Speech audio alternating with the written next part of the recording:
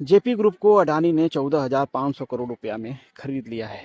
आप कहोगे कि करोड़ों की बात सुन के हम क्या करेंगे। भैया सुनो, कैसे हमको आपको धीरे धीरे लूट लिया जाता है और पता भी नहीं चलने दिया जाता है। एग्जैक्टली आईबीसी का जो हमारा कोड है 2016, उसके अंदर जेपी एसोसिएट की नीलामी हो रही थी। उसमें दो बिडर थे। एक था वेदांता ग्रुप, जिन्होंने 16,700 करोड़ रुपया की बोली लगाई है बिडिंग की।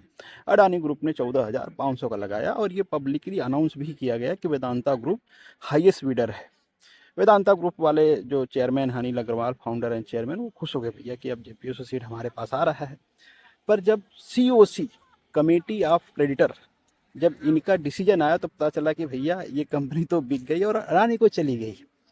अब ये सीसी क्या होता है, थोड़ा सा मैं आपको बता देता हूँ। बेसिकली जिनको कंपनी से लेनदारी, जिनकी उधारी होती है, जैसे बैंक्स हैं, लेंडर हैं, नॉन फाइनेंसिंग कॉरपोरेशंस हैं, हम और आप जो शेयर खरीद के जेपी एसोसिएट को पैसे दिए थे, ये सब हैं जिनका उधारी है जेपी एसोसिएट में, और ये बिकेगा तो वो पैसा डिस्ट्रीब्यूट होगा जिस हिसाब से लोगों ने परचेज किया है।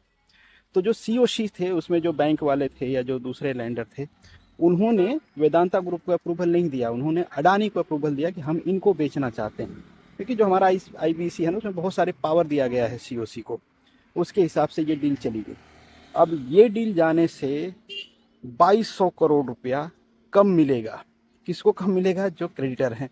पर आप सोच के देखो, कम पैसे में कोई अपनी माल क्यों बेच रहा है? और डिसीजन लेने वाले कौन हैं? वो लोग हैं। पर जो छोटे इन्वेस्टर हैं बेचारे, जिन्होंने 100, 500, 1000, 10,000, 2 लाख, 5 लाख के शेयर खरीद रखे हैं, उनको तो कोई पूछने वाला है नहीं। डूब गया आपका पैसा। जहाँ ज़्यादा मिलना था, किसी और के डिसीजन की वजह से आपको कम मिलेगा। क्यों? क्योंकि उनको कमीशन मिलेगा।